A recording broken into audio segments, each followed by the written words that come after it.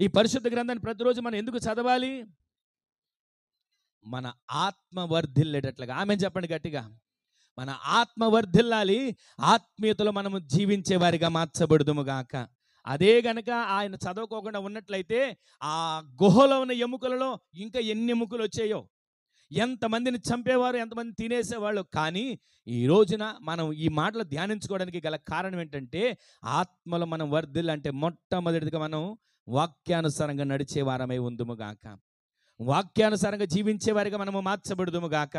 అలా మార్చబడేటట్లు మన ఆత్మీయ జీవితాన్ని దేవుడు నిత్యము వెలిగించునుగాక.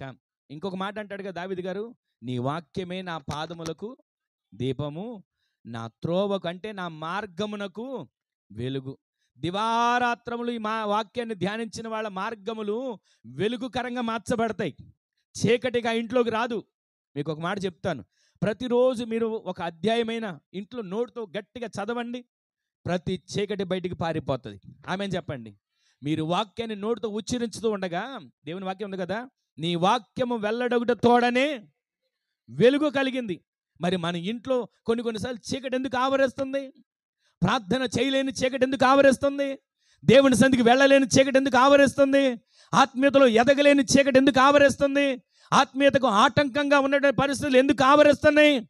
దేవుని వాక్యపు వెలుగు లేక చీకటికరమైన పరిస్థితులకు మార్చబడదు. అందుకే నోటితో వాక్యాన్ని చదవండి, ఉచ్చరించండి, మీ ఆత్మీయ జీవితం వర్ధిల్లేటట్లుగా దేవుడు చేయబోతున్నాడు. ఆమేన్ చెప్పండి. ఈరోజు నా వాక్యాన్ని చదివితే చనిపోయిన వారిని లేవనెత్తగలిగిన వాక్యం మనం ఆరాధించే దేవుని వాక్యం. ఈ వాక్యం దేనికి చదవాలంటే నిత్యత్వంలో మనం నిలబడేటట్లుగా ఈ వాక్యం మనకి మార్గంగా మార్చబడింది. ఆమేన్ చెప్పండి. మరణములో నుంచి జీవములోనికి ఈ వాక్యం మనల్ని దాటించబోతుంది.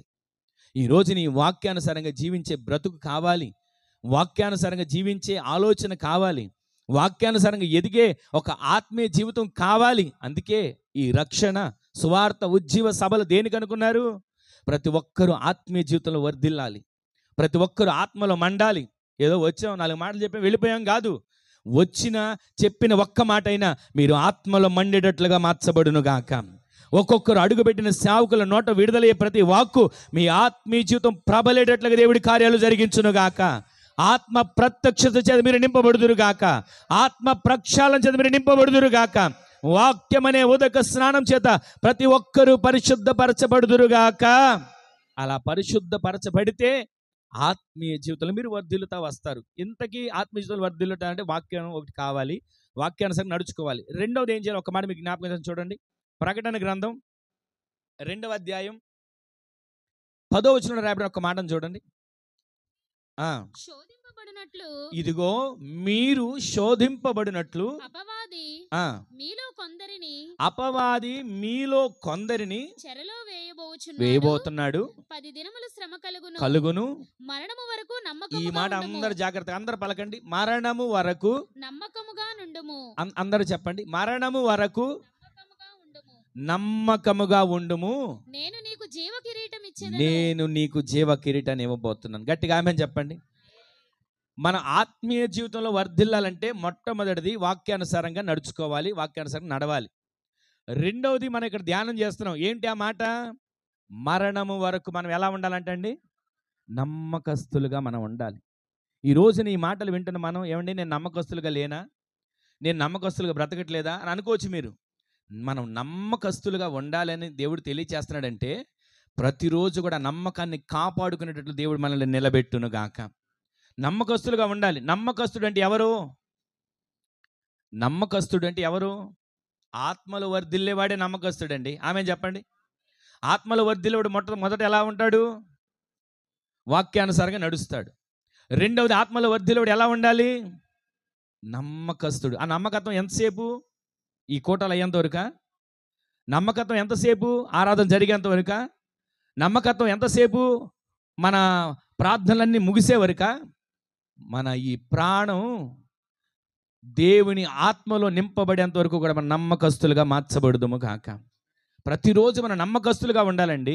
అదే దేవుడు కోరుకుంటున్నాడు. ప్రతి ఒక్కరి జీవితాల్లో నమ్మకత్వం, ప్రతి ఒక్కరి కుటుంబాల్లో నమ్మకత్వం. ఏమిటి నమ్మకత్వం? అన్ని విషయాల్లో వర్ధిల్లాలంటే నీవు నమ్మకస్తుడిగా ఉండాలి. అన్ని విషయాలు వర్ధిల్లని ఆశపడుతున్నావు, ఆత్మీయ జీవితంలో వర్ధిల్లకోకుండా ఉంటే అన్ని విషయాలు ఎలా ఆశీర్వదించబడతాం? ఈ అన్ని విషయాలు మనం ఆశీర్వాదం పొందాలి అని అనుకున్న మనం మొదటి ఆత్మలో వర్ధిల్లాలంటే వాక్యానుసారంగా నడుచుకోవాలి ఒక మాట. రెండవది, మనం మరణము వరకు నమ్మకస్తులుగా ఉండాలి. ప్రతి ఒక్క దాంట్లో నమ్మకత్వం, ప్రతి ఒక్క విషయంలో నమ్మకత్వం, ప్రతి పనిలో నమ్మకత్వం. మీకు ఒక మాట జ్ఞాపకం చేస్తాను. అన్ని విషయాలు నమ్మకత్వం అంటే ఏంటి చెప్పనా? విశ్వాస జీవితంలో నమ్మకత్వంగా విశ్వాస జీవితం చేయాలి. ప్రార్థనలో నమ్మకత్వంగా ప్రార్థన చేస్తూ ఉండాలి. పరిశుద్ధతలో ప్రతిరోజు నమ్మకస్తులుగా, ఎవరో చూసినప్పుడు మనం పరిశుద్ధులుగా కనబడడం కాదు, దేవుడు మనల్ని చూస్తున్నాడని మనం ఒంటరిగా ఉన్నప్పుడు కూడా పరిశుద్ధత కలిగిన నమ్మకత్వం దేవుడు మనకి దయచేయునుగాక. భర్త ఎడల నమ్మకత్వం, భార్య ఎడల నమ్మకత్వం, పిల్లల ఎడల నమ్మకత్వం, చేసే పనిలో నమ్మకత్వం, ఉద్యోగంలో నమ్మకత్వం, చేసేటువంటి ప్రతి ఆలోచనలో నమ్మకత్వం కలిగి మనం జీవించేటట్లు దేవుడు చేయునుగాక. దేవుని ఎదుట మనం నమ్మకస్తులుగా ఉండాలండి. ఇలా నమ్మకస్తులుగా ఉన్న ఒకే ఒక వ్యక్తిని మీకు జ్ఞాపకం చేస్తాను. ఎవరా వ్యక్తి? పరిశుద్ధ గ్రంథంలో కనబడతాడు, యోసేపు. యోసేపు ఎలా నమ్మకస్తుడుగా ఉన్నాడు? ఇంకొక వ్యక్తి ఉన్నాడు, దేవుడే అంటాడు, ఇతడు నా ఇల్లంతటిలో నమ్మకస్తుడు. దేవుడు సాక్ష్యం చెప్తున్నాడండి, నా ఇల్లంతటిలో నమ్మకస్తుడని. ఒక వ్యక్తి గురించి దేవుడు సాక్ష్యం చెప్తున్నాడు, ఇదిగో యోసేపు నమ్మకస్తుడిగా ఉన్నాడు, పరిశుద్ధతను కాపాడుకున్నాడు, ఎక్కడ అపవిత్రతకు చోటు ఇవ్వాల, ఎక్కడ ఏ రకమైనటువంటి లోకానికి కానీ ఆశలకు కానీ ఎక్కడ మనసు పారు చేసుకోవాలా, ఇదిగో అతడు నమ్మకస్తుడిగా ఉన్నాడు. యోసేపు ఎలా నమ్మకస్తుడిగా ఉన్నాడంటే, ఒక ఇంట్లో అతను తీసుకుని వెళ్ళి పెట్టారు. ఈ చరిత్ర అంతా మనకు తెలిసిందే, చిన్నప్పటి నుంచి పెట్టిన చరిత్రే.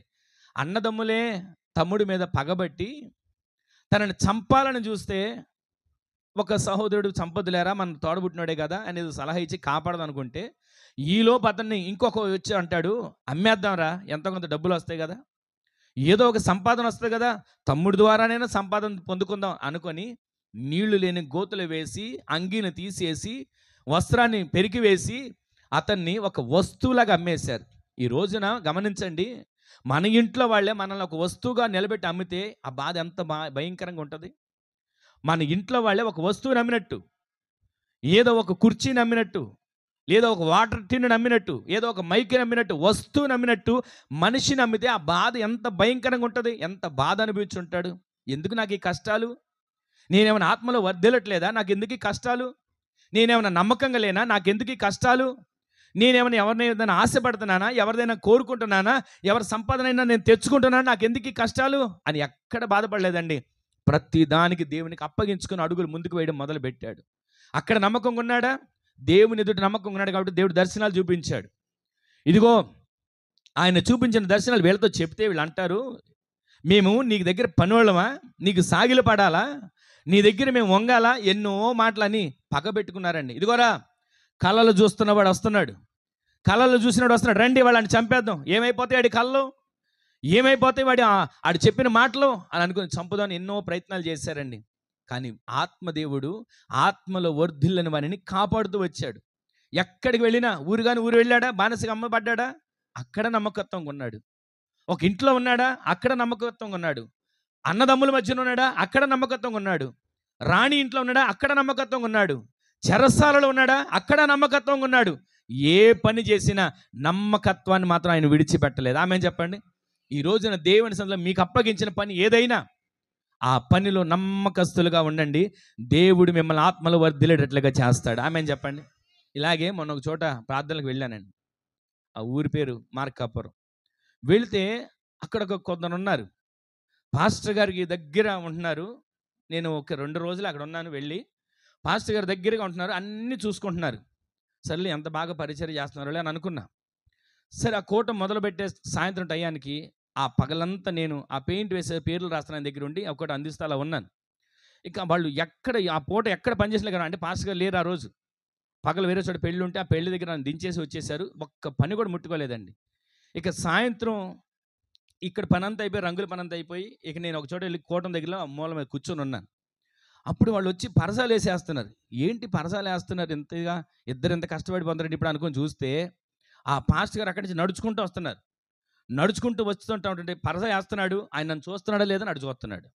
పరస ఓ పక్కన వేస్తున్నారు, వేసిన పరస మళ్ళీ కాసేపు అక్కడ ఉంచి ఆయన నన్ను చూస్తున్నాడు లేదా అని చూసి ఆయన చూసేటప్పుడు వంగుంటున్నాడు, పరస లాగుతున్నాడు. అప్పుడు నాకు అర్థమైంది, మనం చేసే పరిచర్య మనుషుల కోసమా? మనం చేసే పరిచర్య ఎవరో మనల్ని మెచ్చుకుంటారనా? మనం చేసే పరిచర్య ఎవరో మనకి ఏదో ఘనతనిస్తారనా? మనం చేసే పరిచర్య ఎవరి కోసం? మహిమ కలిగిన దేవుడు మనకి ఆయన ఆలోచన తెలియచేయాలి, ఆయన మనల్ని ఆశీర్వదించాలి, మనల్ని ఆత్మలు వర్ధిల్ల చేయాలి, అన్ని విషయాలు వర్ధిల్ల చేయాలి. మనుషులు మనకి ఏం చేయగలరు? ఈ రోజున దేవుని సన్నిధిలో చేసే ప్రతి పని, ఏ పనైనా, అది ఊడ్చే పనైనా, చాపేసే పనైనా, పరజాలేసే పనైనా, ఏ పని అయినప్పటికీ కూడా నమ్మకస్తులుగా చేయండి, మీరు ఆత్మలు వర్ధిల్లడం మొదలు పెడతారు. ఆమేన్ చెప్పండి. ఈ రోజున నమ్మకస్తులుగా మార్చబడడం అంటే ఎంతవరకు మన నమ్మకస్తులుగా ఉండాలని చదివాం మనం? మరణము వరకు మనం నమ్మకస్తులుగా ఉండాలి. ఆమేన్ చెప్పండి. ఒక నెల రోజులో, వారం రోజులో, ఒక సంవత్సరమో కాదండి, మనము బ్రతికున్నంత వరకు కూడా దేవుని కొరకు నమ్మకస్తులుగా జీవించేవారిగా దేవుడు నిలబెట్టును గాక. ఈ రోజు నీ మాటలు వింటున్న మనం చెరసాల్లో ఉన్నప్పుడు కూడా, గుంటలో ఉన్నప్పుడు కూడా నమ్మకస్తులుగానే ఉన్నాడే. ఈ రోజున మనం ఎంత ప్రయాసపడినా కొన్ని విషయాల్లో వర్ధిల్లలేకపోవడం దానికి కారణం ఏంటో తెలుసా? నమ్మకత్వాన్ని కోల్పోతున్నాం. ఒకటే గుర్తుపెట్టుకోండి, ఏదైనా మనకు అవ్వట్లేదు, ఏదైనా నాకు జరగట్లేదు, నేను వృద్ధి చెందట్లేదు, నేను అభివృద్ధి చెందలేదు అని అనిపించిందా? ఆలోచించండి. ఎక్కడ నమ్మకత్వాన్ని కోల్పోయా? ఎక్కడ నమ్మకత్వాన్ని దూరం చేసుకున్నా? ఎక్కడ దేవుడు ఇచ్చినటువంటి ఆయన పనిలో దొంగగా ఉన్నా? ఎక్కడ దేవుడు నాకు ఇచ్చినటువంటి పనులు నేను ఆయన పని చేయకుండా పక్కనున్నా అని ఒక్కసారి ఆలోచించుకొని ప్రార్థన చేసుకోండి. దేవుడు తెలియచేస్తాడు. మీరు నమ్మకస్తులుగా మార్చబడితే మీ కుటుంబాలు ఆశీర్వదించబడి మీరు ఆత్మలో వర్ధిల్లే వారిగా మార్చబడుదురుగాక. సామెతల గ్రంథంలో ఒక మాట ఉంటుంది కదా, తెలిసిన మాట మనందరికీ. నమ్మకమైన వానికి దీవెనలు అంటే ఎలా కలుగుతాయండి? మెండుగా, మామూలుగా కాదండి. దీవెనలు మెండుగా కలగాలన్నా నమ్మకత్వం మనలో ఉండాలి. ఆ నమ్మకత్వం మన మీద కుమ్మరించబడేట్లుగా దేవుడే కార్యాలు చేయనుగాక. ఇక్కడ మనం నమ్మకంగా ఉంటేనంట, ఆయన మన స్థానాన్ని, ఆయన మన స్థితిని, ఆయన మనకున్నటువంటి స్థాయిని, దేవుడు మనకిచ్చినటువంటి పరిస్థితిని ఏ మనుష్యుడు మార్చలేడు. ఆమెన్ చెప్పండి. ఇప్పుడు గట్టిగా ఆమెన్ చెప్పండి ఒకసారి. మీరు మరణం వరకు నమ్మకస్తులుగా ఉంటానని తీర్మానం చేసుకుంటే, మరలా చెప్తున్నాను వినండి, మీరు నమ్మకస్తులై ఉండాలి, నేను ఉంటానని తీర్మానం చేసుకుంటే, దేవుడు మీకు ఇచ్చిన స్థాయి, దేవుడు మీకు ఇచ్చిన స్థానం, దేవుడు మీకు ఇచ్చిన స్థితిని ఏ మనుష్యుడు మార్చలేడు. గట్టిగా ఆమెన్ చెప్పండి. దేవుడు మీకు ఇచ్చాడంటే ఒక స్థాయి, నమ్మకంగా ఉన్నారని మనుషులు మీ మీద లేని పని చెప్పండొచ్చు, మనుషులు మీరంటే గిట్టగా ఇదిగో ఈయన ఎలా అండి ఆయన అలా అని చెప్పండొచ్చు. కానీ మనుష్యులు మిమ్మల్ని ఏదో చెప్పాలని ప్రయత్నించినా దేవుడే మీరు నమ్మకత్వాన్ని చూసి మీకు స్థాయిని, స్థితిని, స్థానాన్ని ఇస్తే ఏ మనుష్యుడు దానిని మార్చలేడు. గట్టిగా ఇప్పుడు ఆమెన్ చెప్పండి. ఈ రోజున ఆ విధమైనటువంటి నమ్మకస్తులుగా మనము మార్చబడుదుము గాక. ఇప్పుడు ఆత్మలో వర్ధిల్లాలి అనేవారు ఎలా ఉండాలి? నమ్మకంగా ఉండాలి. సంఘానికి నేను నమ్మకంగా ఉండాలి. పరిచర్యకు నమ్మకంగా ఉండాలి. ప్రతిరోజు సేవకుల దగ్గర నమ్మకంగా ఉండాలి. అప్పగించిన పనిలో నమ్మకంగా ఉండాలి. చేసే పరిచర్యలో నమ్మకంగా ఉండాలి. ప్రతి పనిలో కూడా నమ్మకత్వం మనం కోల్పోకుండా ఈరోజు నమ్మకస్తులుగా, దేవుడిచ్చిన ప్రతి దానిలో నమ్మకస్తులుగా సాగేటట్లుగా దేవుడే మనల్ని నమ్మకస్తులుగా నిలబెట్టునుగాక. గాయును చూసి దైవజనుడు చెప్తున్నాడు, మొదట నీ గురించి దేవుడు సాక్ష్యం ఇవ్వాలి. గాయుతో చెప్తున్నాడు, గాయు నీవు ఆత్మలో వర్ధిల్లుచున్న ప్రకారము అన్ని విషయాలు వర్ధిల్లాలని సాక్ష్యం ఇస్తున్నాడండి. ఈ రోజున దేవుడు మన గురించి సాక్ష్యం ఇవ్వాలి. ఏమన్నా తెలుసా? నీవు నమ్మకస్తుడు అని దేవుడు సాక్ష్యం ఇవ్వాలి. ఆమెన్ చెప్పండి. నీవు నమ్మకస్తురాలివి అని దేవుడు సాక్ష్యం ఇవ్వాలి. ఆమెన్ చెప్పండి. ఇదిగో ఈ బిడ్డ నా దృష్టిలో నమ్మకస్తుడు, ఈ బిడ్డ నా దృష్టిలో నమ్మకస్తురాలని దేవుడే మీ గురించి సాక్ష్యం ఇచ్చేటట్లుగా మీరు నమ్మకస్తులుగా మార్చబడుదురుగాక. ఒక మాట చదివిస్తాను చూడండి. మత్తయి సువార్త 25వ అధ్యాయం, త్వరగా చూడండి, 21వ వచనం. 25, 21. తన యజమానుడు అంటున్నాడు, భళా నమ్మకమైన మంచి దాసుడా. అందరి మాటలు జాగ్రత్తగా వినండి. నీవు ఈ కొంచెములో నమ్మకముగా ఉంటివి, నమ్మకముగా ఉన్నావు, నిన్ను అనేకమైన వాటి మీద నిన్ను అనేకమైన వాటి మీద నియమించెదను. ఆమేన్ చెప్పండి అందరూ. ఎంతలో మన నమ్మకం ఉండాలి చెప్పండి అందరూ. మనం ఎంతలో నమ్మకంగా ఉండాలండి? కొంచెం. ఆ కొంచెంలో మనం నమ్మకంగా ఉంటే చాలు, దేవుడు మనల్ని అనేకమైన వాటి మీద అధికారిగా నియమించబోతున్నాడు. ఈ చరిత్ర మనకు తెలిసిందేగా, ఇప్పుడు చదివిన చరిత్ర. ఒక యజమానుడు దేశాంతరం వెళ్తున్నాడు. అక్కడ పైన ప్రారంభంలో రాయబడిన మాట చూడండి అమ్మా, ఆ వచనం ఎంత చూడండి. దేశాంతరం వెళ్తున్న యజమాని చెప్పే పరలోక రాజ్యము ఒక మనుష్యుడు దేశాంతరమునకు ప్రయాణమై తన దాసులను పిలిచి తన ఆస్తిని వారికి అప్పగించినట్లుండును. ఈ మాట విన్నారా? పరలోక రాజ్యం ఎలా ఉంటుందో ఒక్కొక్కటి ఉపమానాలు యేసుక్రీస్తు ప్రభువు వారు చెప్పుకుంటూ వచ్చారు. పరలోక రాజ్యం ఒక చోటేమో 10 మందిని పోలిన కన్యకల వలె ఉంటుంది, దివిటీలు పట్టుకున్న వారి వలె ఉంటుంది, నూనెను సిద్ధపరుచుకున్న వారి వలె ఉంటుంది. ఒక చోటేమో పిండిలాగా ఉంటుంది, ఒక చోటేమో ఇదిగో ఆవగింజలాగా ఉంటుంది. ఇక్కడ అంటున్నాడు పరలోక రాజ్యం ఎలా ఉంటుందంటే ఒక మనుష్యుని పోలి ఉంటుంది. ఆ మనుష్యుడు ఎవరు? దేశాంతరము వెళుతున్న మనిషి.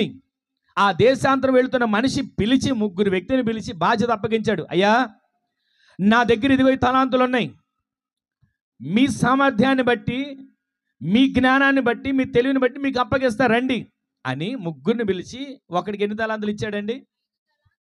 5. ఒకనికి 2, మరొకనికి 2 ఇచ్చాడు, ఒకనికి 1 ఇచ్చాడు. ఇచ్చాడా? ఇచ్చిన తర్వాత ఆయన వెళ్ళిపోయాడు దేశాంతరం. ఆయన కొన్ని సంవత్సరాల తర్వాత తిరిగి వచ్చేసరికి ఒక్కొక్కరు వారికి ఇచ్చిన తలాంతుల్ని రెట్టింపు చేశారు. ఒక్కొక్కరు వారికి ఇచ్చిన తలాంతుల్ని ఇంకా ఎక్కువ చేసి జాగ్రత్త చేశారు. యజమానుడు రాగానే 5 తలాంతులు ఇచ్చిన అతను ఏం చేశాడంటే అండి, అప్పుడు 5 తలాంతులు తీసుకున్నవాడు మరి 5 తలాంతులు మరొక 5 తలాంతులు తెచ్చి ఆయన చేతిలో పెట్టాడు. అయ్యా, ఇదిగో మీరు ఇచ్చిన దానికి నేను ఇది ముట్ట చెప్తున్నా, మీరు ఇచ్చిన దాన్ని నేను వ్యాపారం చేశా, అభివృద్ధి పరిచా, ఇదిగో లాభం వచ్చింది, నేను ఎక్కడ దొంగలించలా, ఎక్కడ నేను దాచుకోలా, ఇదిగో ఉన్నది ఉన్నట్లే మీ దగ్గర తీసుకొచ్చి ఇస్తున్నా అన్నాడు. సరే అని తీసుకున్నాడు. 2వ అతను వచ్చాడు. అయ్యా, నీవిచ్చిన 2 తలాంతులకు మరి 2 చేశాను చెప్పి ఇచ్చేశాడు. ఇప్పుడు 3వ వ్యక్తి వచ్చి ఏమన్నాడు చూడండి ఒకసారి. తరువాత 1 తలాంతు తీసుకున్నవాడు వచ్చి తరువాత 1 తలాంతు తీసుకొని వచ్చిన వ్యక్తి ఏమన్నాడు? ఈ మాటలు మీరు జాగ్రత్తగా వినండి. అయ్యా, నీవు విత్తని చోట కోయువాడవు, నీవు విత్తని చోట కోసేవాడవని, చల్లని చోట కూర్చుకునేవాడవని, కఠినుడవని, అసలు కఠినుడు అని నాకు తెలుసు. చూసారా ఈ మాట? ఆ వ్యక్తితో అంటున్నాడండి, నీవు విత్తని చోట కోసేవాడవని, చల్లని చోట కూర్చుకునేవాడవని. ఈ మాట నీవు కఠినుడవు. అసలు ఎంత మాట అన్నాడండి ఆయన్ని. అసలు ఇదిగో నేను తలాంతు ఇచ్చినప్పుడే నాకు అవసరం అంటే బాగానే ఉండేది, కానీ ఆయన ఏమంటున్నాడండి,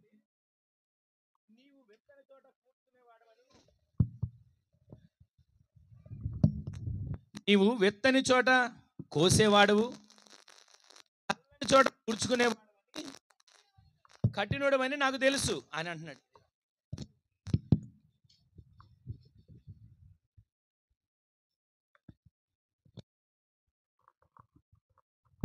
హల్లెలూయా, హల్లెలూయా.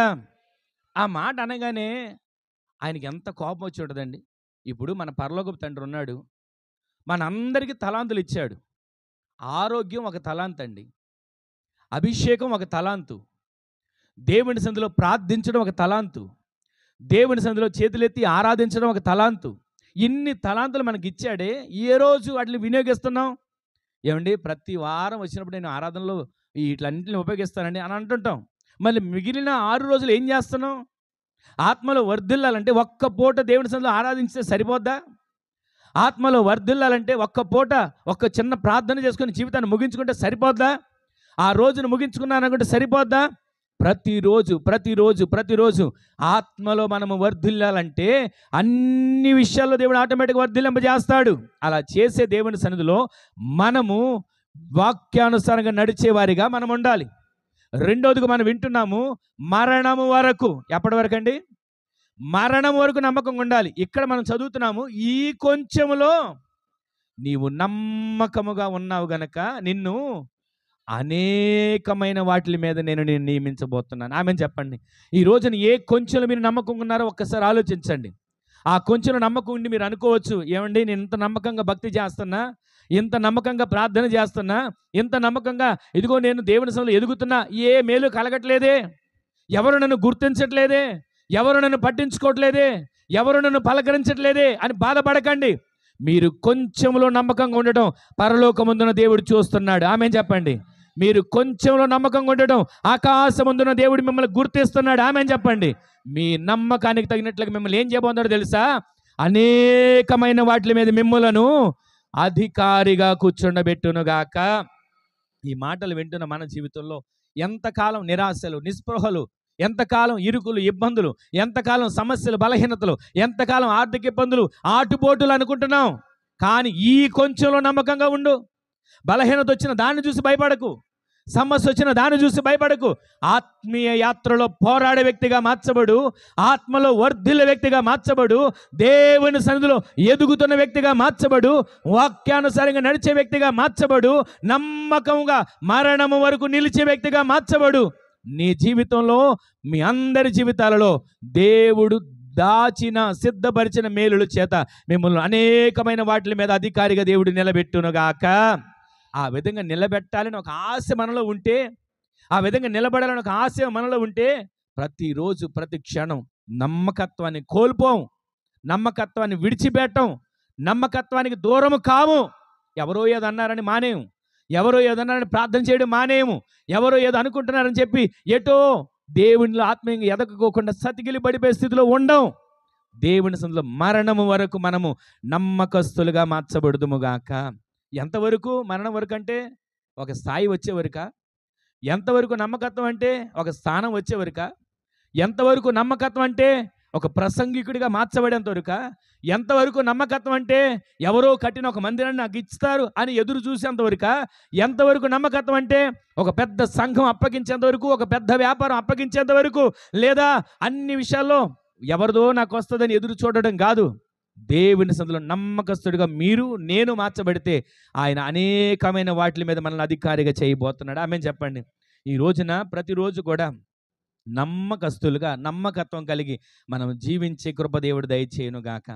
మొదటిది, ఆత్మలో వర్ధిల్లాలంటే ఏం చేయాలండి? వాక్యానుసారంగా నడుచుకోవాలి, వాక్యానుసారంగా జీవించాలి.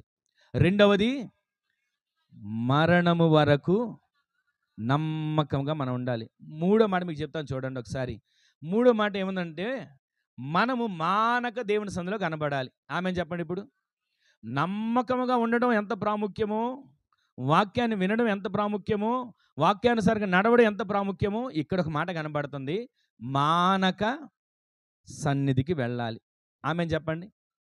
ఇప్పుడు మీరు సాక్ష్యం చెప్తారు, ఏమండి నేను మానక దేవుని సన్నిధికి వెళ్తున్నానండి, మరి ఆత్మలో వర్ధిల్లట్లేదు ఎందుకని? మానక దేవుని సన్నిధికి వెళ్తున్నానండి, ఆత్మలో వర్ధిల్లకపోవడానికి కారణం ఏంటి? ఇప్పుడు మీకు దగ్గరికి వచ్చి దేవుడు ఒక ప్రశ్న వేశాడు అనుకోండి. ఇదిగో మీరు ఆదివారం ఆరాధనకు వెళ్ళారా, సంవత్సరంలో మానకుండా వెళ్ళారా అని దేవుడు అడిగాడు అనుకోండి. ఏం చెప్తాం?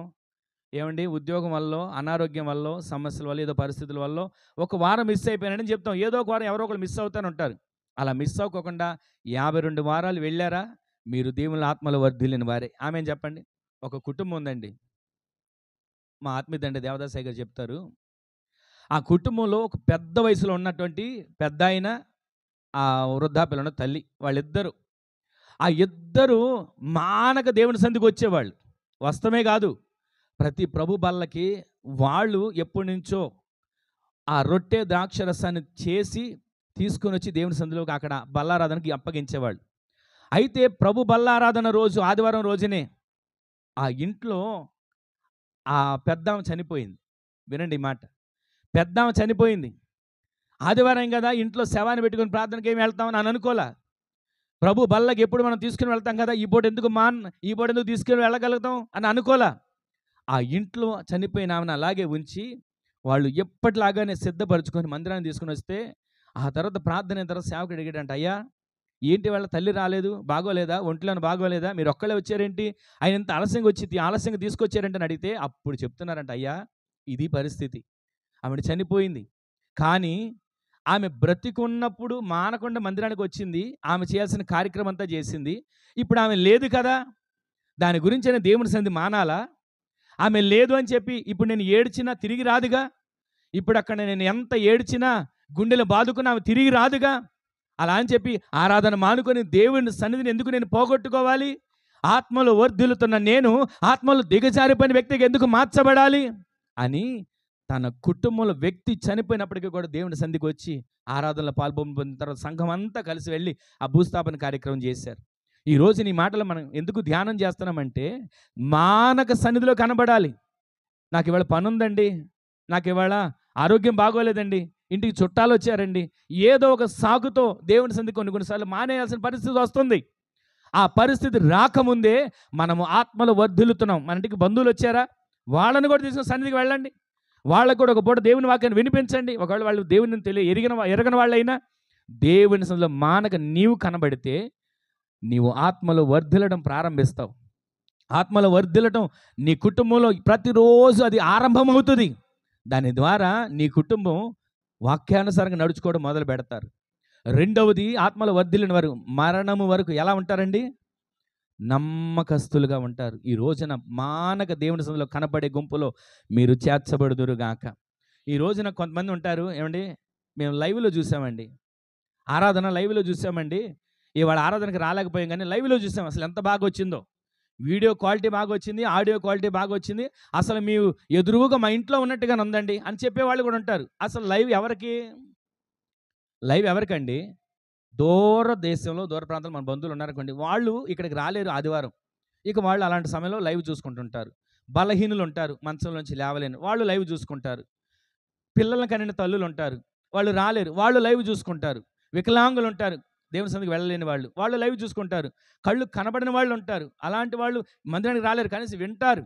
ఈ రోజున లైవ్ ప్రతి ఒక్కరికి ఈ లైవ్ చూస్తున్నామని అన్న ఆలోచనలు వెళ్ళిపోతున్నారు. ఈ రోజున ఆదివారం ఆరాధన అంటే దేవునితో మనము గడిపే రోజు. ఆమేన్ చెప్పండి.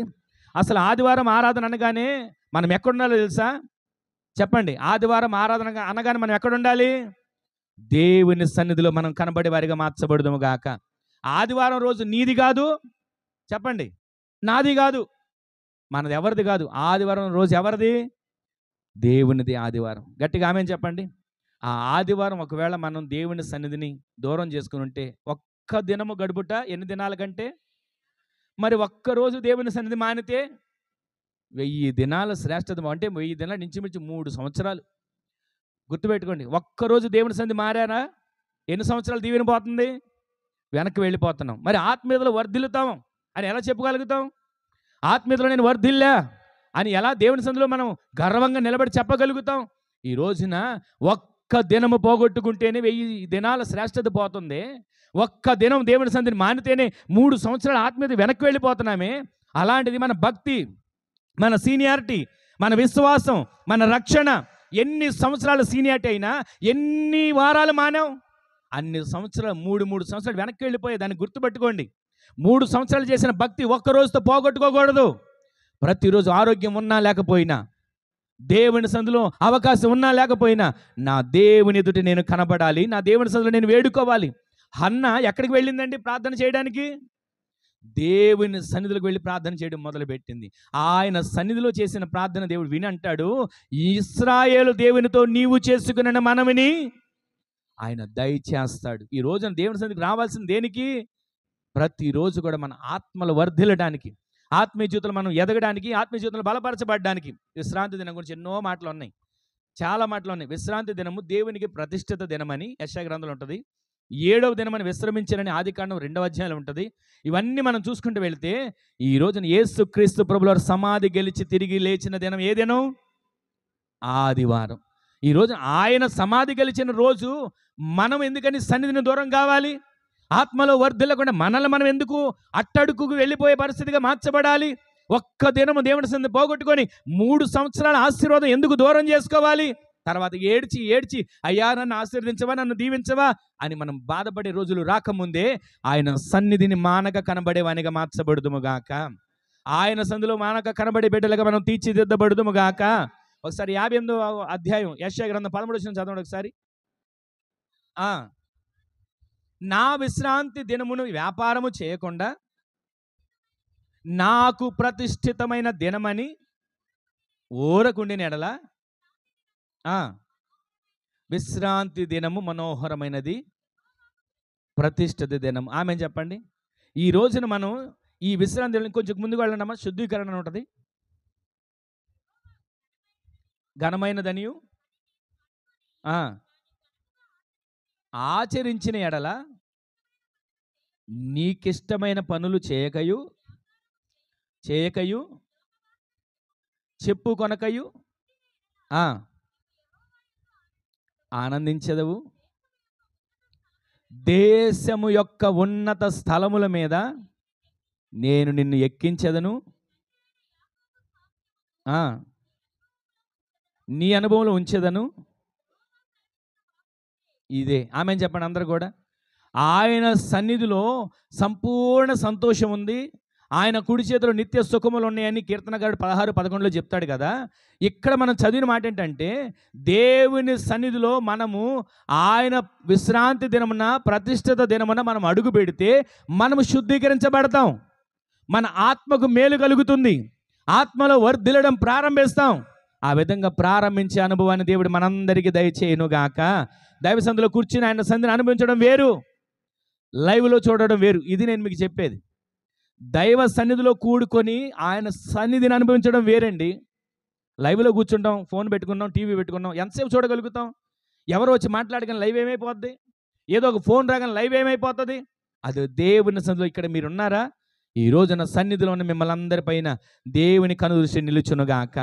ఆయన సన్నిధిలో నిలిచిన మీ అందరిపైన దేవుని ప్రత్యక్షత కుమ్మరించబడునుగాక. మందిరం వేరు, సన్నిధి వేరు. మందిరం అంటే మనం కట్టుకున్న మందిరం, మనం వెళ్ళి కూర్చునే మందిరం. సన్నిధి ఏంటో తెలుసా? మీరు ఇక్కడ కూర్చున్నారా? మీ ఎదురుగా దేవుడు ఉన్నాడని విశ్వసించాలి. ఆమెను చెప్పండి. మీరు కన్నులు మూసుకుని ప్రార్థన చేసుకున్నప్పుడు ఒకటే ప్రార్థన చేసుకోండి. అయ్యా, నా ఎదురుగా నీవు ఉన్నావు, నా సమస్యను చూస్తున్నావు, నా కన్నీటిని చూస్తున్నావు. అందుకే ఇదిగో నేను ఆత్మలో వర్ధిల్లాలని నా కోసం మీరు మాట్లాడుతూ వచ్చారని మీరు చివరిలో ప్రార్థన చేసుకోవాలి. ఈరోజు నీ మాటలు వింటున్న మనందరి జీవితాల్లో ఆయన సన్నిధిలో ఉన్నటువంటి ప్రత్యక్షత చేత నింపబడేటట్లు దేవుడి కార్యాలు జరిగించునుగాక. ఆ విధంగా జరగాలి అని మనం ఆశపడాలి. ఈ రోజున ఈ మాటలు వింటున్న మన జీవితంలో ఎన్నోసార్లు దావీదు గారు ఒక మాట అంటాడు కదా, అయ్యా, యెహోవా మందిరమునకు వెళ్ళుదుమని జనులు నాతో అన్నినప్పుడు నేను సంతోషించాను. ఈ రోజున దేవుని సన్నిధి అంటే సంతోషం ఉండాలి. రేపు ఆదివారమా? ఈరోజు సంబరపడాలి. రేపు నేను దేవుని సన్నిధికి వెళ్తున్నా. ఈరోజు శుద్ధీకరణ కూడిక, వెంటనే సంబరపడాలి. నేను దేవుని సన్నిధికి వెళ్తున్నా. ఆత్మలో వర్ధిల్లే వారి తపన అలా ఉంటుంది. ఆత్మలో వర్ధిల్లే వారిటువంటి ఆశ, ఆకాంక్ష అలా ఉంటుంది. ఈ రోజున అలాంటి అనుభవంలోకి దేవుడు మనల్ని ఎక్కించునుగాక. ఆత్మలో వర్ధిల్లితే దేశం యొక్క ఉన్నత స్థలముల మీద ఆయన మనల్ని ఎక్కిస్తాడు. ఎక్కించడం మాత్రమే కాదు, మనము వర్ధిల్లుట, మనం విస్తరించుట, అన్ని విషయాల్లో దేవుడు మనకి ఉన్నతమైన కార్యాలు జరిగించునుగాక. 7వ దినమున విశ్రాంతి దినము విశ్రమించాడు, పనంతా పూర్తి చేశాను ఆదికాండలో ఉంటుంది. అయితే ఈ రోజున మనము పరిశుద్ధపరచబడాలి. దేవుని సన్నిధిలోకి వచ్చి మనము వర్ధిల్లాలి. దేవుని సన్నిధిలోకి వచ్చి మనం ప్రతిరోజు, ప్రియుడా నీవు ఆత్మలో వర్ధిల్లుచున్నట్లుగా అన్ని విషయములలో నీవు వర్ధిల్లాలి. అలా వర్ధిల్లాలంటే మొట్టమొదటిగా వాక్యానుసారంగా నువ్వు నడుచుకోవాలి. రెండవదిగా మరణము వరకు నమ్మకస్తులై ఉండాలి. మూడవదిగా మానక సన్నిధిలో కనపడాలి. మరొక మాట ఉంది, 2 మాటలు ఉన్నాయి. అయితే క్లుప్తంగా నేను చెప్పేస్తాను. అది కొంచెం కష్టతరమైన మాట. అది ఏ మాట అనుకుంటున్నారు మీరు? 4వ మాట ఏ మాట అనుకుంటున్నారు? ఒక మాట మీకు చెప్తాను చూడండి. ప్రతి నెల దేవుడికి ఇచ్చిన దానిలో దేవునికి ఇచ్చేది, అది ఎవరికైనా కష్టమే కదా. నేనైతే ఎక్కువ చెప్పను వీటి గురించి, డబ్బుల గురించి ప్రస్తావన కానీ డబ్బుల గురించి ప్రసంగం కానీ నేను చేయను. కానీ దేవుడు, ఆత్మదేవుడు ప్రేరేపణ ద్వారా ఈ మాటను సిద్ధపరచుకోవాల్సి వచ్చింది. ఈ రోజున దేవుని సంధికి వచ్చిన వారు ప్రతిరోజు దేవుడు మనల్ని పోషిస్తున్నాడు. ఆత్మలో వర్ధిల్లాలి అని ఆశపడుతున్నాం. వాక్యానుసారంగా నడుచుకుంటున్నామా? ఆత్మలో వర్ధిల్లాలి అని ఆశపడుతున్నాం. మరణం వరకు నమ్మకస్తులై ఉండడానికి సిద్ధపడుతున్నామా? ఆత్మలో వర్ధిల్లాలి అని అనుకుంటున్నాం. మానక దేవుని సంధిలో కనబడడానికి కూడుకుంటున్నామా? ఇక్కడ ఒక మాట ఉంది, ప్రతి నెల దేవుని సంధిలో మీకు కలిగిన దానిలో దేవునికి అప్పగించేది. ఆత్మలో వర్ధిల్లడానికి కారణాలు ఈ రక్షణ కూడికలే. కానీ ఆత్మదేవుడు ప్రేరేపణ ద్వారా ఈ మాటలు నేను మీతో బోధించడం జరుగుతుంది. అయితే మనము ప్రతిరోజు కూడా మనకిచ్చిన దానిలో ఎంత మనం తీసుకోవాలి, ఎంత దేవునికి ఇవ్వాలి చెప్పండి. ఇది బయట చెప్పేది కాదు, మీకు మామూలు జ్ఞాపకం చేస్తున్నాను. ఎంత మనం తీసుకోవాలి, ఎంత దేవునికి ఇవ్వాలి? ఏమండి? 10వ భాగం. సరే, ఆ 10వ భాగంలో దేవునికి ఇచ్చిన తర్వాత ఆయన ఏమంటున్నాడు తెలుసా? నన్ను శోధించండి. ప్రతిరోజు కూడా దేవుని సన్నిధిలో మనం శోధిస్తున్నాం, అయ్యా నాకు ఈ మేలు చేయవా, ఆ మేలు చేయవా అని. అంటే ఆయన వ్యాపారస్తుడు, ఆయన ఏదో లాభం మన దగ్గర కోరుకుంటాడు అనుకోకండి. ఈ అబ్రహాం గారు ఎవరైనా చెబితే ఇచ్చాడా? ఆయనంతటికి ఆయన తీసుకెళ్ళి మెల్కీసెదెకు షాలేం రాజు గారికి ఇచ్చాడా? ఆయనంతటికి ఆయనే ఇచ్చాడు. ఈ రోజున మన ఆత్మీయ జీవితం వర్ధిల్లాలంటే ఇదొక ప్రాముఖ్యమైన విషయం. ఆత్మీయ జీవితం వర్ధిల్లాలంటే ఇదొక ప్రాముఖ్యమైన విషయం. సరే, ఇది ఎంత కాదు, మీకు ఒక మాట చెప్పి నేను ముగిస్తాను. ఆ మాట ఏంటంటే, ఒక వ్యక్తి బాగా వ్యాపారం చేసిన వ్యక్తి, కోట్లు కొలది వ్యాపారం చేసిన వ్యక్తి నష్టాలు వచ్చేసినాయి. ఇక అప్పుల పాలైపోయాడు. ఇక ఏం చేయాలో తెలియక చనిపోదాం అని ఒక తీర్మానం చేసుకొని ఒక చోటకు వెళ్ళాడు. ఇక ఇక్కడ చనిపోతానని వెళ్ళాడు. వెళ్ళిన తర్వాత ఆయన చనిపోదాం అని అనుకుంటున్న సమయంలో ఒక పేపర్ ఎగురుకుంటూ వచ్చి ఆయన కాలు తగిలింది. తగలగానే ఆ పేపర్ తీసుకుని ఏమిటా అని చూస్తే, భయపడకు నీవు నా సొత్తు అనే మాట కనపడింది. సరే, ఏంటి మాట అనుకునే లోపే దేవుడు అక్కడ ఒక సేవకుడిని పంపించాడు.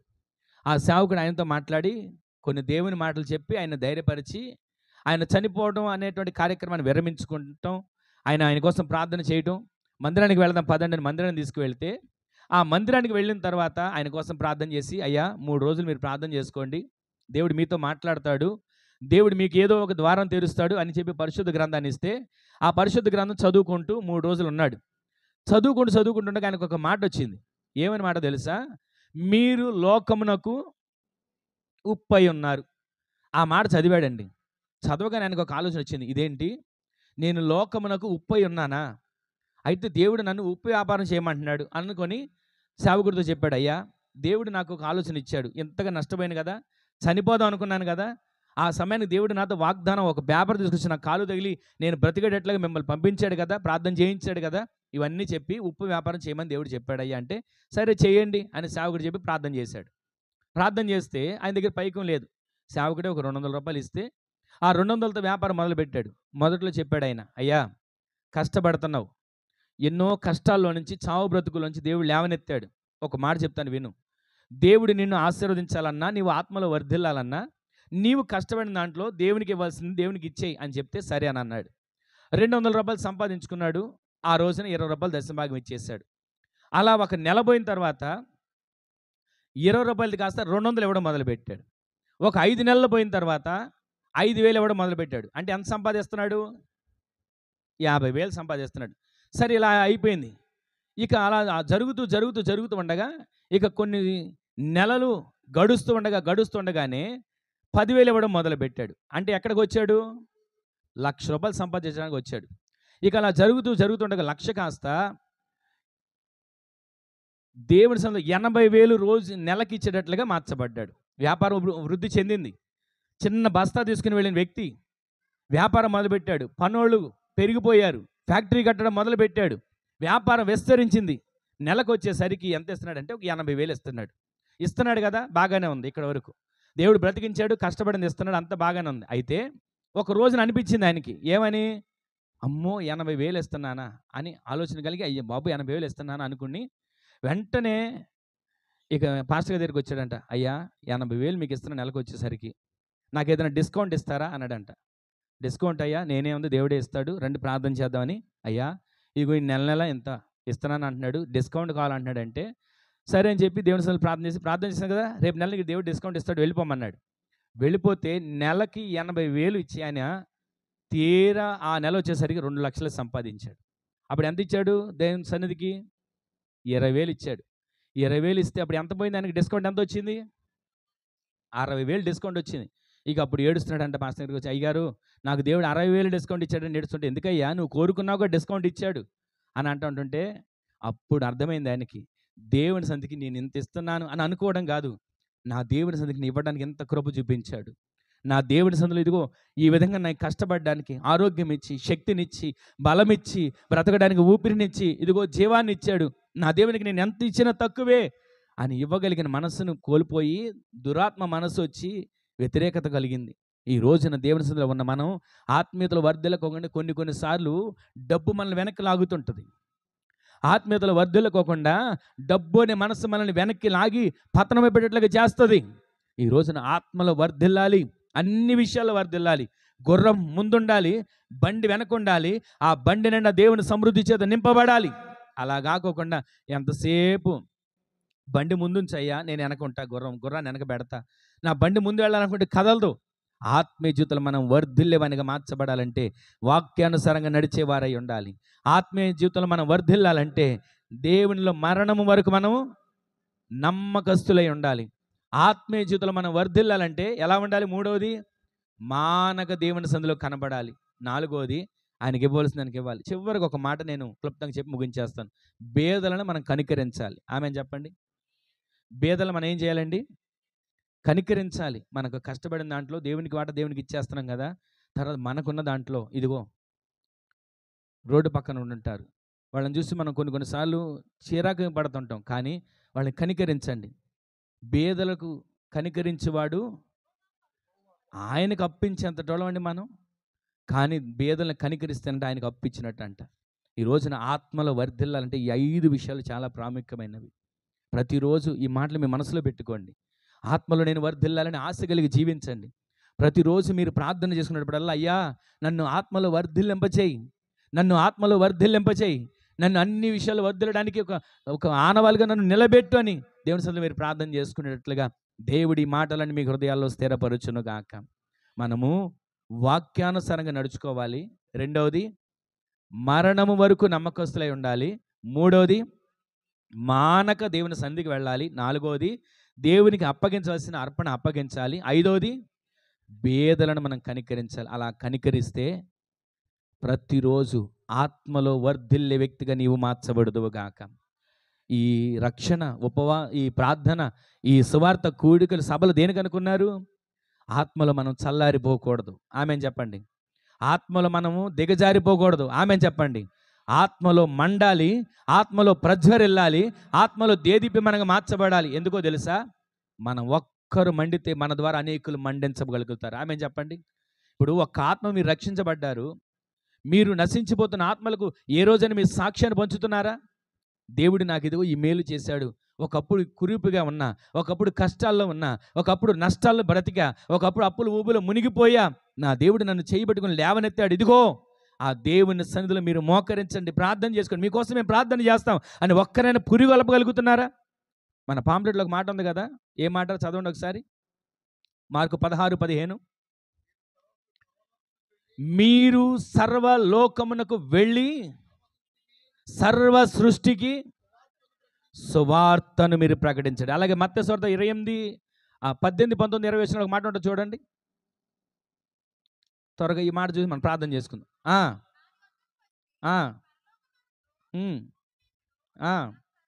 భూమి మీద పరలోకమందు నాకు సర్వాధికారం ఇవ్వబడి ఉంది. మీరు వెళ్ళి సమస్త జనులను శిష్యులుగా చేయాలి. ఆమెన్ చెప్పండి.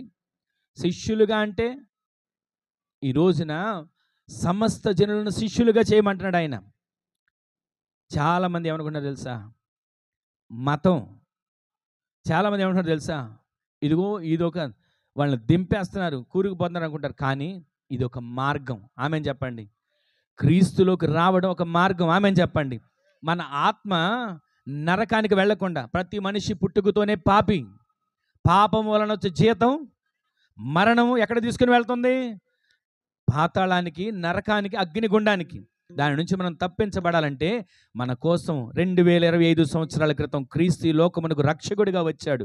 ఆయన కార్చిన రక్తం 30 సంవత్సరాలు సాధారణంగా జీవించి 3.5 సంవత్సరాలు ఆయన సేవ పరిచర్య చేసి మన కోసం నలగగొట్టబడి, కొరడా దెబ్బలు తిని, ముండ్ల కిరీటం పెట్టబడి, అవమానించబడి, గడ్డము పెరిగివేయబడి, ముఖం మీద గుద్దబడి, ఎన్నో మన కోసం నిందలు భరించి, మనము భరించవలసిన శిక్షణ ఆయన భరించింది దేనికో తెలుసా? సర్వ సృష్టికి వెళ్ళి మనం సువార్తను ప్రకటించాల్సింది ఏంటో తెలుసా? మా దేవుడు గొప్పోడని చెప్పడం కాదు. ఆయనలోకి వస్తే మీకు రక్షణ కలుగుతుంది, ఆయనలోకి వస్తే మీకు నిత్యత్వం కలుగుతుంది, ఆయనలోకి వస్తే మీకు పరలోకం కలుగుతుంది.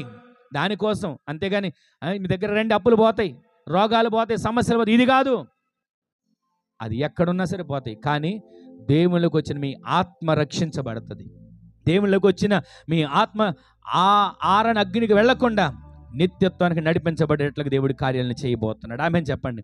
సర్వ సృష్టికి వెళ్ళి సువార్తను ప్రకటించండి. ప్రతి ఒక్కరిని ఎలా చేయాలంట? శిష్యులుగా చేయాలి, బానిసలుగా కాదు.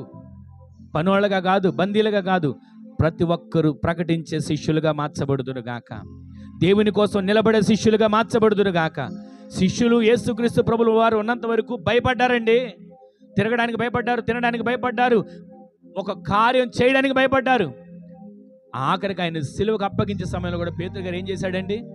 చలిమంటల దగ్గర కూర్చున్నాడు. కానీ తర్వాత ఆయన పునరుద్ధరణైన తర్వాత, ఆయన సజీవుడిగా లేచిన తర్వాత, ఆయన మృత్యుంజయుడిగా లేచిన తర్వాత, సమాధి గెలిచిన తర్వాత, ఆయన ఒక మేడగదిలో ఒక్కొక్కరిపైన పరిశుద్ధాత్మగా ఒక్కొక్కరిని నింపిన తరువాత ప్రాణం పెట్టడానికి సిద్ధపడ్డారు. చంపుతారా? చంపేయండి. దేవుని కొరకు మేము సాక్షులుగా, హతసాక్షులుగా మార్చబడ్డానికి మేము సిద్ధమే అని ఒక్కొక్కరు ప్రాణ త్యాగం చేయడానికి ఇష్టపడ్డారండి. దేహం పైన, ఈ మొండెం పైన మెడను, తలను వేరు చేస్తున్నప్పటికీ కూడా ఏమాత్రం భయపడలేదండి. చర్మం ఒలుస్తున్నా ఏమాత్రం భయపడలేదండి. వాళ్ళ దేహం పైన చర్మం ఒలిచి కారం పెట్టి చంపుతున్నా ఏమాత్రం భయపడలేదండి. దేనికి? ఎక్కడి నుంచి వచ్చింది ఇది? ఆత్మలో వర్ధిల్లారు. ఆత్మలో వర్ధిల్లారు. ఆత్మలో వర్ధిల్లిన వాడు ఈ లోకాన్ని చూసి భయపడ్డు. ఆత్మలో వర్ధిల్లిన వాడు వస్తున్నటువంటి ఉపద్రవాన్ని చూసి భయపడడు. ఆత్మలో వర్ధిల్లిన వాడు వస్తున్న శత్రువుని చూసి భయపడడు. ఆత్మలో వర్ధిల్లే కనుక నీవు మార్చబడితే, ఆత్మలో వర్ధిల్లే వ్యక్తిగా నీవు తీర్చిదిద్దబడగలిగితే, దేవుని రాకడ కొరకు నీవు సిద్ధపడడమే కాదు, నీతో పాటు నీ ఇంటి ఇరుగు పొరుగులో ఉన్న వారిని, నీ కుటుంబస్తులను, నీ రక్త సంబంధికులను సిద్ధపరిచి దేవుని రాజ్యానికి ఆయుత్తపరిచే గుంపులో నీవు చేర్చబడుదువుగాక. ఆ విధంగా నీవు మార్చబడగలగాలంటే మొదట నీవు ఆత్మలో వర్ధిల్లాలి, వాక్యానుసారంగా నడవాలి, మరణం వరకు నమ్మకంగా ఉండాలి, మానక దేవుని సన్నిధిలో కనబడాలి, ఆయనకి ఇవ్వాల్సిన అర్పణకు అప్పగించేవానిగా, వేదనను కనికరించేవానిగా నీవు మార్చబడగలిగితే ఎక్కడ దేన్ని చూసి భయపడవు, ఏ సమస్యను చూసి కృంగిపోవు. ఈ రోజునైనా ఈ మాటలు విన్న తర్వాత ఒక్క క్షణం ఒక చిన్న తీర్మానంతో ప్రార్థన చేసుకుందాం. ఒక క్షణం అందరూ కూడా లేచి నిలబడిన ఒక చిన్న ప్రార్థన చేసుకుందాం. అందరూ కూడా లేచి నిలబడిన ఒక చిన్న ప్రార్థన చేసుకుందాం. నీవు ఆత్మలో వర్ధిల్లాలి, నీవు ఆత్మలో వర్ధిల్లాలి, అన్ని విషయాల్లో నీ వర్ధిల్లాలి. ఆత్మలో వర్ధిల్లేవానిగా, ఆత్మలో వర్ధిల్లేవానిగా నీ ఆత్మ జీవితం కాపాడబడేటట్లు దేవుడు చేయాలి. ఒక్క క్షణం దేవుని సన్నిధిలో ఎవరికి వారికి చిన్న ప్రార్థన చేసుకోండి. ఆత్మలో వర్ధిల్లాలి. అయ్యా నన్ను ఆత్మలో వర్ధిల్లే వ్యక్తిగా చేయవా, అయ్యా నన్ను ఆత్మలో వర్ధిల్లే వ్యక్తిగా చేయవా. ఒక్క క్షణం ఒక చిన్న తీర్మానంతో ప్రార్థన చేసుకోండి. ఇంతకాలం ఆత్మీయ జీవితంలో వర్ధిల్లకుండా నా పయనం కొనసాగుతుంది. ఒకవేళ నా ఆత్మీయ జీవితం సాగుతుంది అనుకుంటున్నాను, ఆత్మలో వర్ధిల్లకపోతే నా బ్రతుకు శూన్యం. ఆత్మలో వర్ధిల్లకపోతే నేను చేసే భక్తి వ్యర్థం. నేను ఆత్మలో వర్ధిల్లకపోతే నిష్ప్రయోజనం.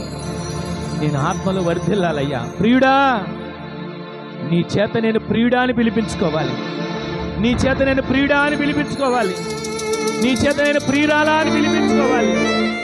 ఆత్మలో వర్ధిల్లుతున్నావా?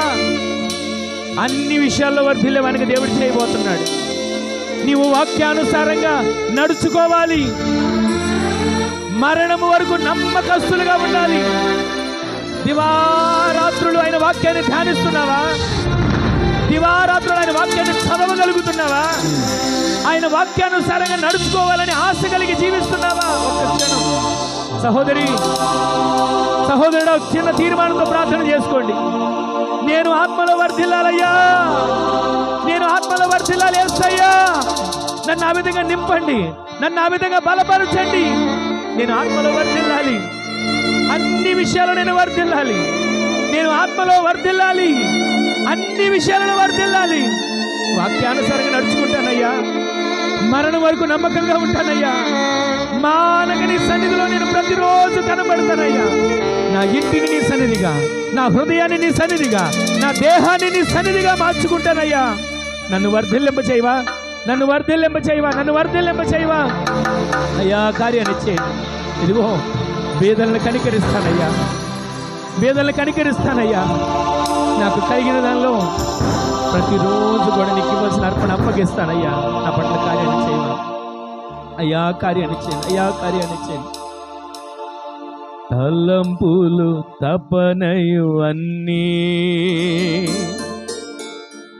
అన్నీయు ఎరిగి ఉన్నావు. నడచినను పండుకున్నను అయ్యా నీవెరిగి ఉన్నావు. తలంపులు తపనయు అన్నీయు నీవెరిగి ఉన్నావు. తలంపులు తపనయు అన్నీయు నీవెరిగి ఉన్నావు. నడచినను పండుకున్నను అయ్యా నీవెరిగి ఉన్నావు. అందరూ కలిసి మనసారా పాడదామా? నడచినను పండుకున్నను అయ్యా నీవెరిగి ఉన్నావు. ధన్యవాదం యేసు రాజా, ధన్యవాదం యేసు రాజా, ధన్యవాదం యేసు రాజా, ధన్యవాదం యేసు రాజా. నన్ను చూచువాడా, నిత్యం కాచువాడా, నన్ను చూచువాడా, నిత్యం కాచువాడా.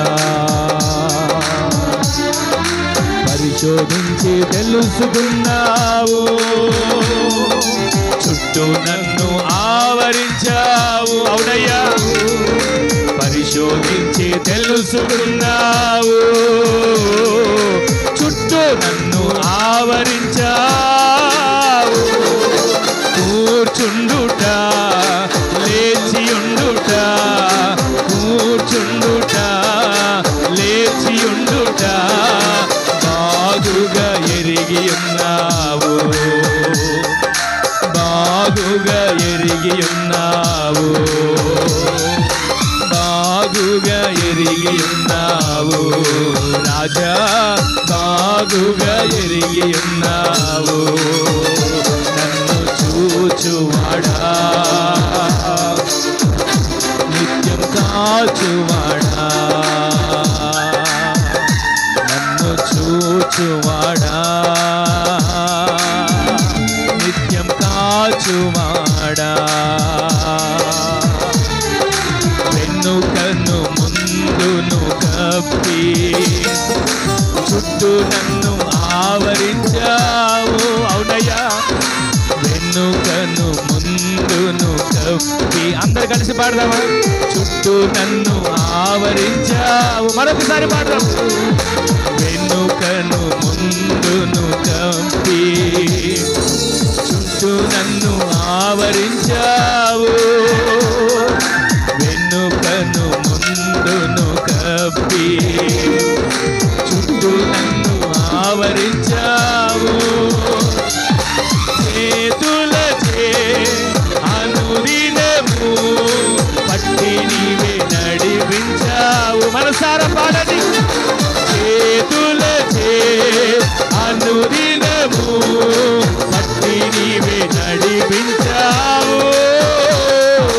చేతులచే అనుదినము పట్టి నీవే నడిపించావు.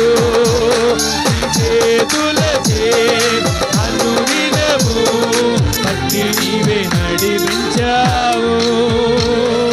ధన్యవాదం యేసు రాజా, ధన్యవాదం యేసు రాజా. ఒక్కసారి పాడదాం.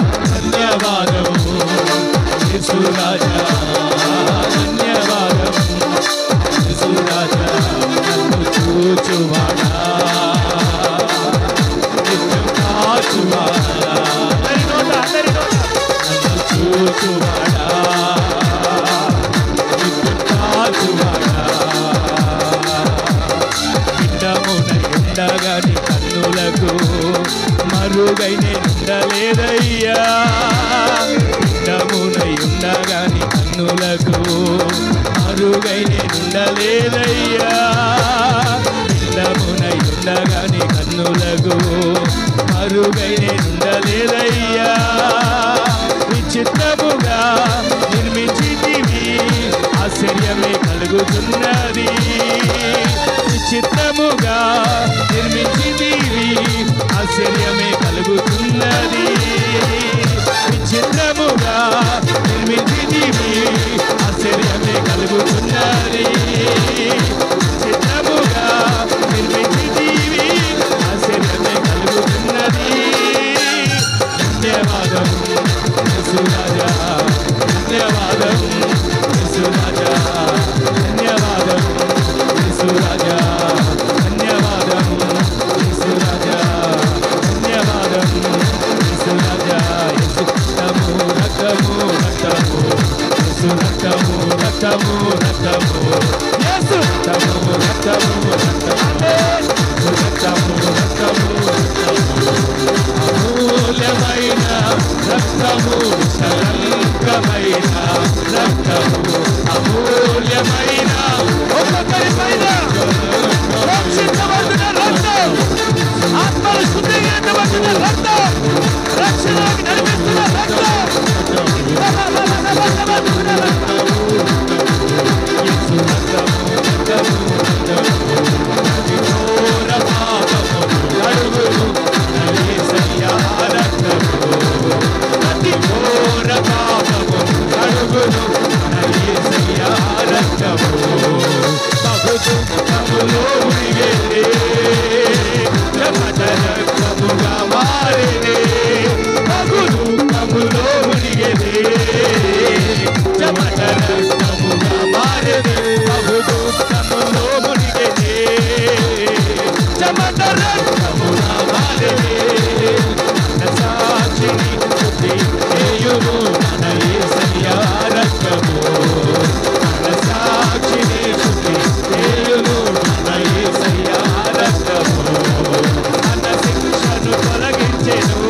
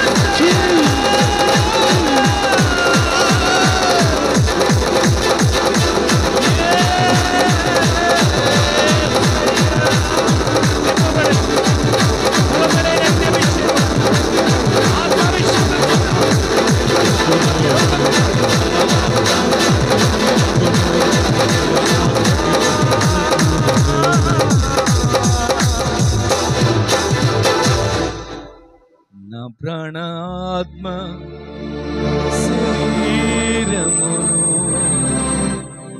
యేసయ్య రాకకై సిద్ధపరచుము. ఒక క్షణం రెండు చేతుల ఆకాశమైతే సిలువలో మన కోసం వేలాడిన యేసు, రక్తాన్ని కార్చినవాడు, మన ఆత్మలు వర్ధిల్లాలని కోరుకున్నవాడు, ఆత్మీయతలో మనం జీవించాలని ఇష్టపడినవాడు. నేరము చేయని నీవు ఈ ఘోర పాపి కొరకు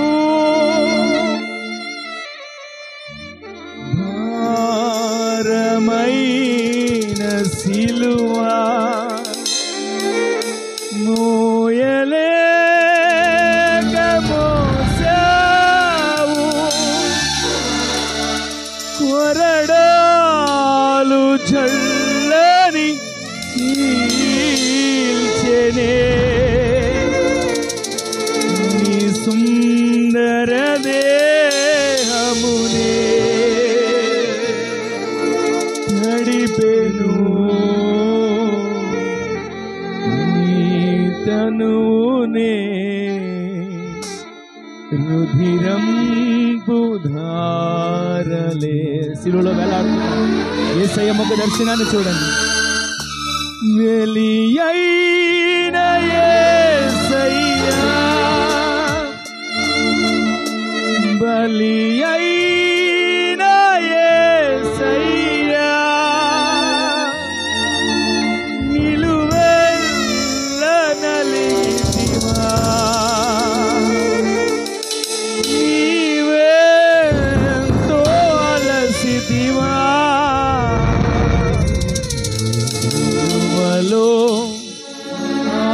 సిలువలో ఆ ఘోర కల్వరిలో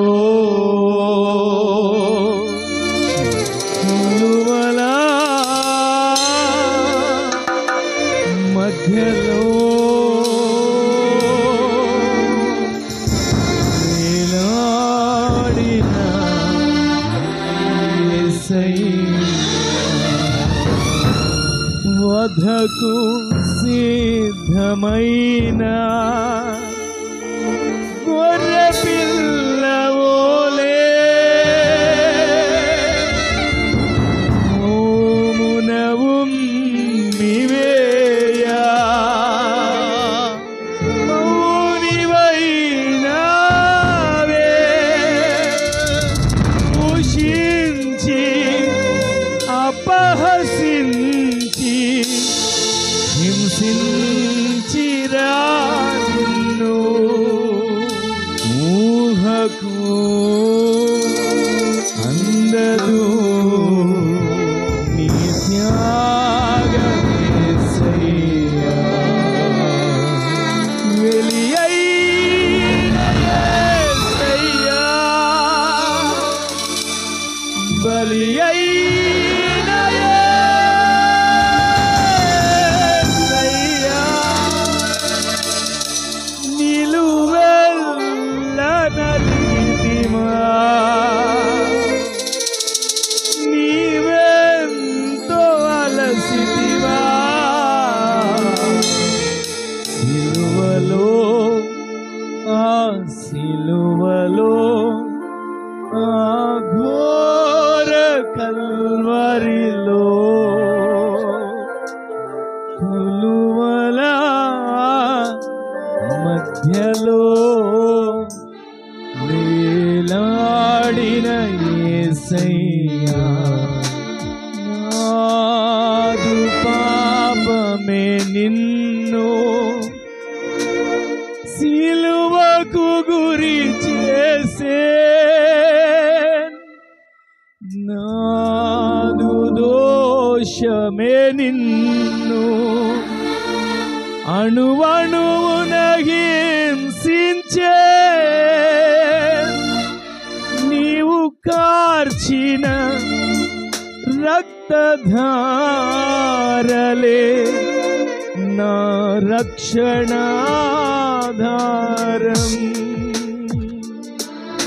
సిలువను చేరెదను విరిగిన హృదయముతోను సిలువను చేరెదను, విరిగిన హృదయముతోను. అందరు నోరు నుంచి పాడదాము.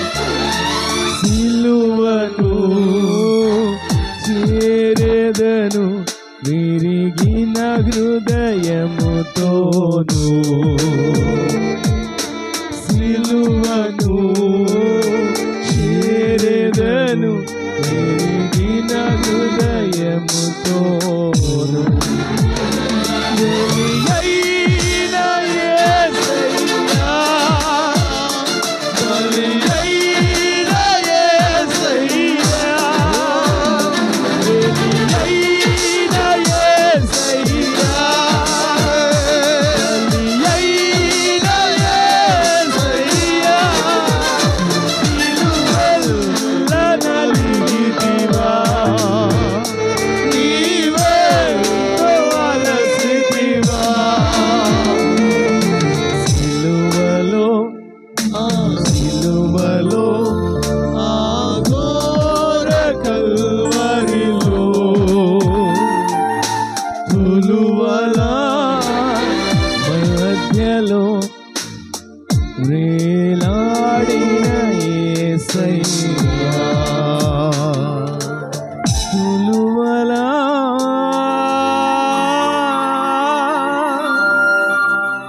మధ్యలో